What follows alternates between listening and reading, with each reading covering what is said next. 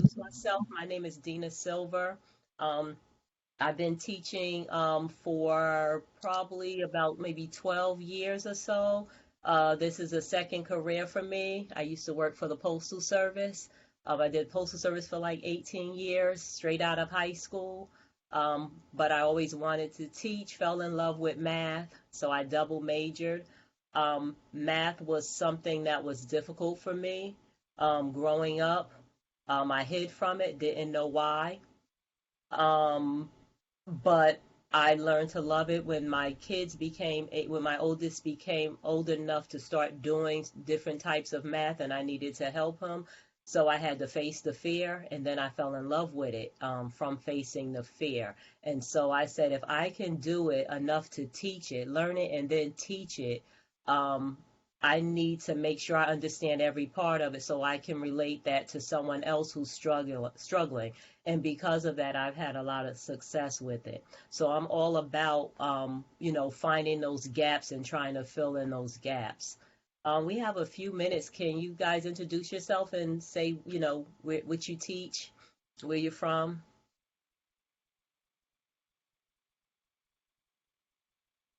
My name's Kelly. I'm from Bucks County Community College, and I teach in the Department of Business and Innovation. Okay. Hi, Andrea Vaccaro, Raritan Valley Community College. I teach English as a second language. I was interested because developmental students, there's some connections between ESL. Mm-hmm. I'm Aisha Fields from Prince George's Community College. I teach out of the Department of Biology. How are you? Great. Hello, it's John Angeline. I am also at Bucks County Community College in the same department as Kelly, our Business and Innovation Department. Okay. We have one more. Zuke Wong. I'm in the math department at Bucks County Community College. Okay. All right. So I'll get started. I'll give you a little background on what I'm doing. So I'll share my screen in a moment. But I created Zoom posts. So of course, everybody was in lockdown and we had to figure it out, right? Classes still went on.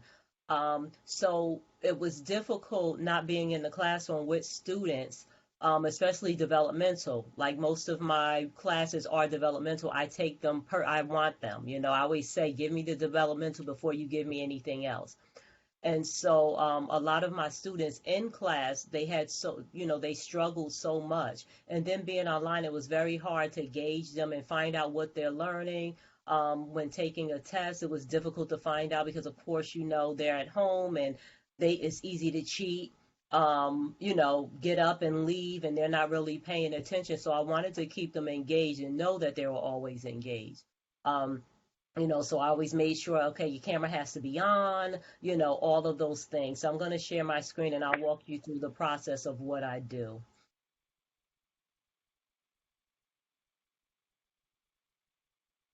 Can you see the screen? Yes? Okay, great. All right. So I'm looking at another screen. So if I ask a question and you nod your head, I probably won't see you. So those who are unmuted, you could just say yes. Okay, so what I did was I created Zoom polls. So this is our workbook. We have an online workbook that we use for developmental math, and it's pretty basic because it needs to be. And so this is one of the pages from that notebook. The first page is always a page that's explaining, and then the second page is always activities for them to do or problems for them to do. So these two are my Zoom polls. So I create in the beginning of the semester for the book, because I know I'm doing it all the time, I created a Zoom poll for every section. So if there are 30 sections for that semester, there's 30 Zoom polls for each one. And so I asked maybe 5 questions, sometimes a little bit more depending on the material.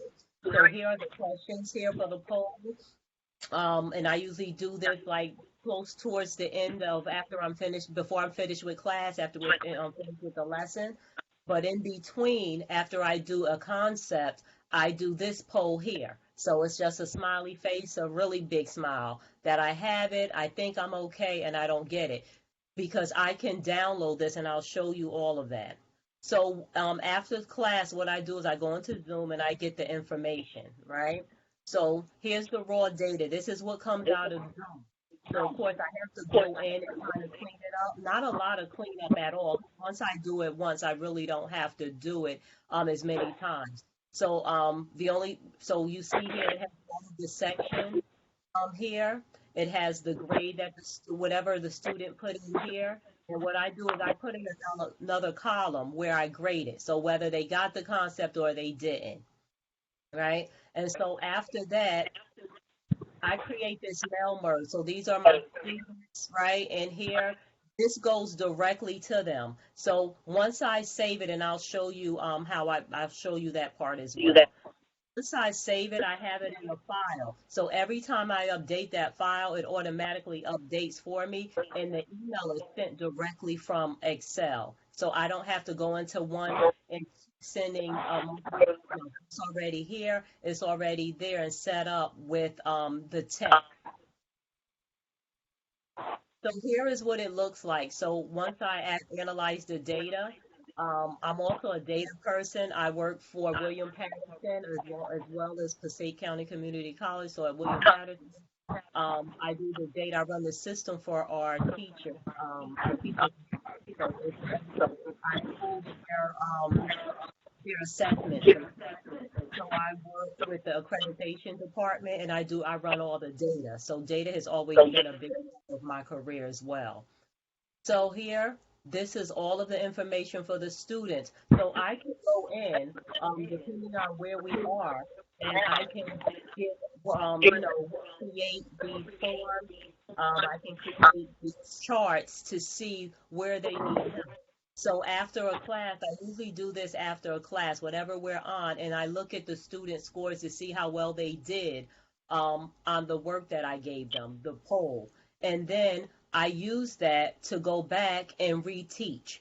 And a lot of times what I do is I use those questions, the ones that they scored low. If the majority of the class scored low on certain questions, we'll go over that question, and I make sure that that's a question that I want to see on my exam, because I want to see if they got it. They didn't get it in class, we went over it, they seem to be okay with it. Let's see if they can do it for the test, right? And so each one of these are the sheets that the student received. So from that email, they received this sheet that shows how they did on all of the questions. So I can look student by student and say, okay, this student is really struggling, definitely with multiplying fractions. Here they're okay, but these three areas we really need to work on, more specifically these two here. So when I meet with the student, after I meet with the students, I have all this information. They have it. They know where they need help at. They, sometimes I give them extra materials to work on. But more importantly, it helps me at the end of the semester to see exactly what the students are doing and how well they're doing. Because after we take the test at the end, I make sure these types of questions are on the test, and then I can go back and review and say, okay, we better get better B.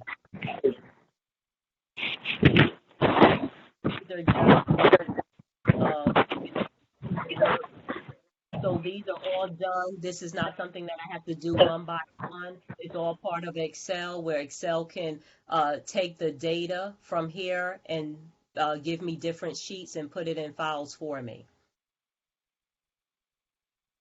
Any questions for me?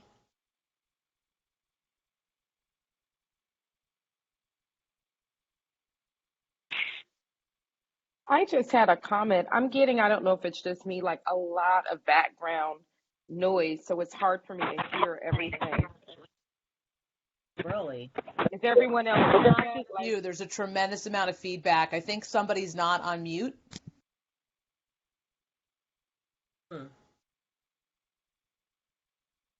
So is there anything that you didn't hear that? Because I didn't hear. I'm the one talking, so I didn't hear anything. Well, just a question. Two questions. Will the recordings, do you know, from the presentations be provided later? so that I could make out what you were saying. It's just that, I would like to be able to hear the whole thing without having you repeat everything over again. So Mm-hmm. that's the first question. And the second question is, you set up these spreadsheets yourself, right? So you went into Excel and you did that. Is there a template or something that you could point us in the direction of? I don't teach math, I teach biology, but I love how all of this, kind of you have automated in this spreadsheet. So because I'm a data analyst, I build my own spreadsheets. But from this, so let's see. So this raw data here, this is what you will get from Zoom. So when you download, after you complete execute your poll, this is what it gives you. So if you go in to try to get your attendance or whatever, it'll also say polls. So you'll get this data yourself. And it's up to you how you analyze it. So for me, I go in and I just kind of clean it up a bit, just enough where I can create a chart from it. But as far as this, the mail merge here, this is all done right in Excel, right? So here where it says mailings, everything is here for the mailings. So it's already done for you. If you click the mailings, all the areas come up already. It's already this first part of this comes up. So it'll come up with a fake name and everything else here. And all you're doing is filling in the information below. So you're putting in student emails here. You're putting in whatever you want the subject to be, the student's name, and then the document. So this document is what was saved already. So it's like you just go to a folder. So I'll click here. Let's see. So if I click on this, it takes me to a folder that's already in my system. So here it is. So if I go to link and it says place it, notice it takes me to a folder, or I can go to a folder in my system, and these are my students' name, and I link that document. I link it as a PDF so the student can get the document. And I want to open it up to show you what it looks like when the student gets it. So this is what the students gets. Can you see that form? Yes, I can. Yeah. So this is what the student gets, and I usually put it landscape or whatever. So the student gets this and they can see it. So every time I email it to them, so they don't say, well, I lost the other one, it updates. Every time I update it, every time they do a poll, it updates, and then I'm sending them the same thing again. So it's really like I'm only clicking one button. So all of the work really is done at the beginning of the semester. Thank you very much. Mm-hmm. But I mean, if you ever have questions about how to, you have my email and you can always reach out to me. I don't have a problem with helping or sharing.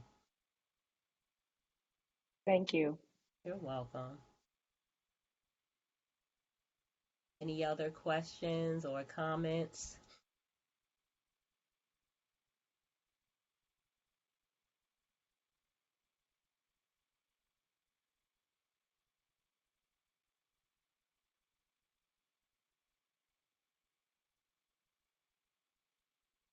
Anybody talking, or is that it's just us here? Is that it? Just you, Anitra?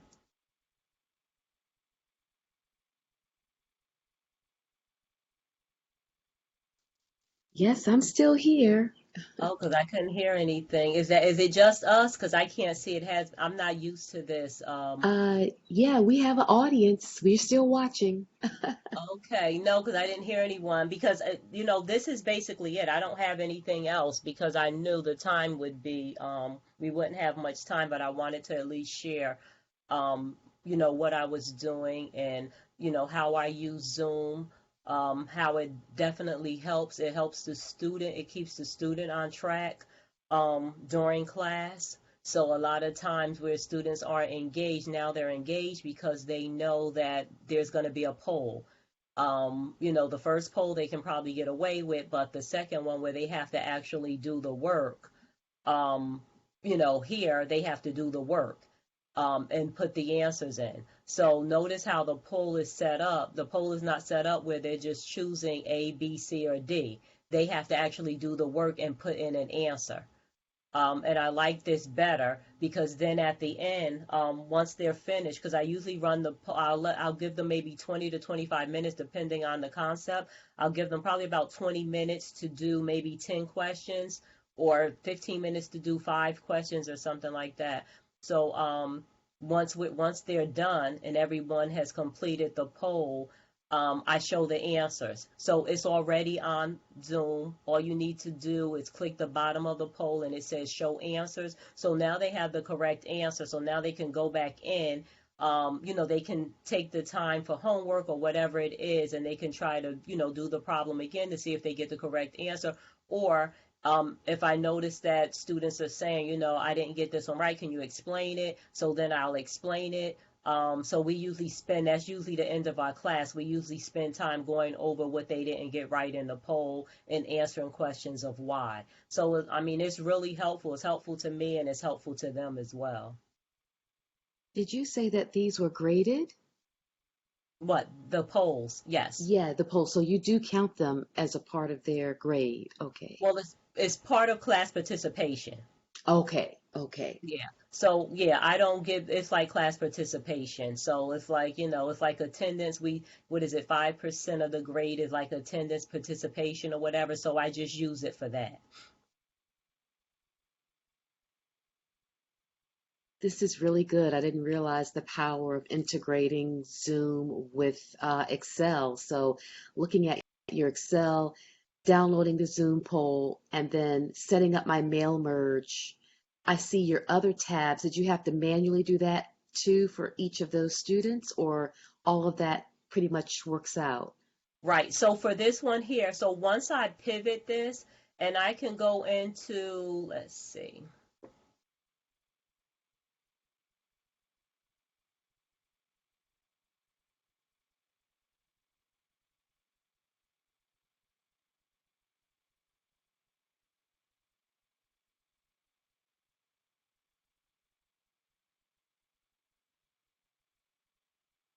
So I can go into either the pivot table itself, and then you go here and it clicks show report filter. So because I put in the student, because I set this up here, all this is a table, a pivot table, right? And so all the students' work is here. So when I click student and I put student here in the filters, when I put show report, this is what populates every student's name. So every time I go to a page, I'm getting a new student. So it does that for you automatically, as long as you have it in a pivot table first. Okay. Mm-hmm. This is really good. This is really powerful. Thank you for sharing this. No problem. And then if you wanted to pivot it also by the sections, so if I put the sections in here and I want to pivot, notice it just shows the sections, and I can do the same thing. I can put it down here, and then it'll show the sections by the student. I can populate it.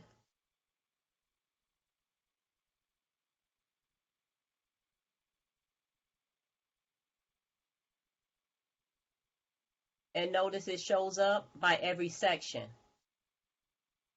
So it's really all what you want.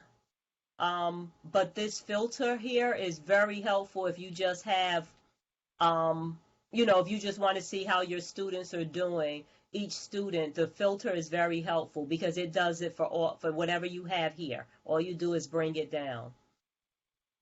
And do you find that the students are actually looking forward to that email on these Yes, exercises? it's funny you say that because the first week I did it the second week of school I did it. And so that second week, they didn't get it on the day that they normally do. And I got emails from students asking for their grades. So it's like, even though we went over it already in class, and they still just like to see it and have it. And then, they also like it because now they can go back and look and see what they got wrong, just in case they didn't have time to write it in class. They can always review. Exactly. This is good. And then it's a record for you as well, because I'm a data person, so I like to collect the data and just compare my classes over the course of time. Now, did it take you a lot of time to put together those Zoom polls? No, because what I did was I did it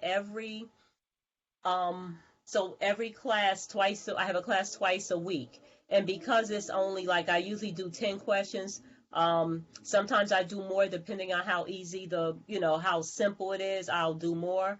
But what I did was I would do it the week, like that week of class. I would do it for those two classes. So by the end of the semester, I had it all done, but I end up doing it way before then because it just kind of I would sit here. I'm always on my computer, and I just did it. But now I don't have to do it anymore because we're not changing the book anytime soon, and I always teach this class, and so I only have to do it once.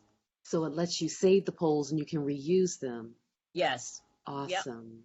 And when you're in Zoom and you're saving the poll, make sure that you save it for all of your courses, because what happens is for all of your meetings, because if you set up all of your meetings and then you only do it in this one meeting, you're only going to see it in that meeting. So always do for this, for this meeting, especially if you have, when you set it up to have meetings going on, for a period of time. Or you Okay. can always set it up, save it as a template, and it's always there for you to see. Oh, good idea. And then Yeah. the problem I run into is students don't always use their name on their Zoom. So do you tell the student to rename themselves so that you know whose report it goes to? Well, I set it up on Zoom. I set it up where they have to log in. So they have to go in through Blackboard. Oh, And got so it. automatically Blackboard they're forced to use their email and their Okay. regular name. Okay. And not Yeah. just a random Zoom account. Okay. Exactly, right. But it shows also, so on the report, it shows their email. I just take it out, but it has the email on the report. I just take it out because I don't need it.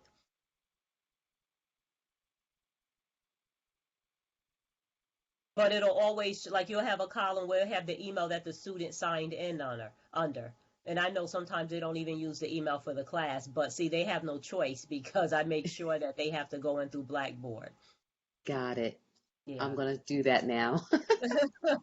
It makes it a lot easier because sometimes you see a name, you're like, who is that? Or you see their kid's name Yeah, because or they use iPhone. I'm like, email. who is Yes, iPhone? iPhone, exactly. Yep, and you'll have multiple. And I send everything, like everything goes through the school email. Like I don't even ask for the other ones. I just use whatever they register with. But I mean, it's very helpful. It takes time, but I feel like the time that it takes, what I'm getting from it is worth way more Yes. And are you because doing this I full? don't know about you, but you know, developmental math, there it's all ages, and everybody is Yes. at a different place. And so, this has been really helpful. And like, once I go back in to teach, if I have to reteach something, I kind of use my own stuff. Like I've been developing PowerPoints that are conceptually based, and that's been helping as well because they learn the procedure and they always look for procedures. And then when Yes. you take the test, they say this doesn't look like what we did, and it's like because you only did the procedures. You need conceptual knowledge. So I try to teach them both, and of course, we don't have so much time, but being able to do it that way, I can teach more than one concept in that one class period, rather than three classes. Got it. hmm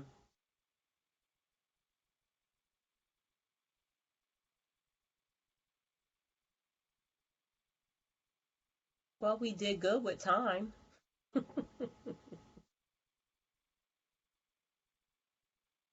Are there any other questions? If there are no other questions, I mean, we're done. Thank you so much. I might be emailing you over the summer as I'm setting this up. Listen, I do this all the time, and that's what I usually get. Like people email me, I do Zoom meetings or whatever. Like we're all in this together, so I don't mind at all. Stop sharing. Well, I hope everybody enjoyed it. I hope it has something for you. Thank you. Yes, You're thank you. It welcome. was very helpful. Thank you. Okay, I I'm thought I understood. I thought I understood Excel until today. So now Yes, I'm gonna go take a one of those Coursera courses so that I can make it do all that you're having it to do, because this is amazing. it's And you know, amazing. it's Thank funny you. because I learned it because I was challenged at work once I started working with the data and started getting bigger data sets from the state. And they changed everything, and then they started just sending us data that was just, whew, you had to figure it out. And so what I started doing was going on and doing workshops. So if you're using Excel, there's so much you can do with it. And one of the biggest things to use um, is the Power Query. Power Query is part of Excel as well. And so if you look it up, if you go to YouTube and look up Power Query, they have so many different things that you can do with that. Okay, thank you. I'm Mhm. looking that up. All right, take care.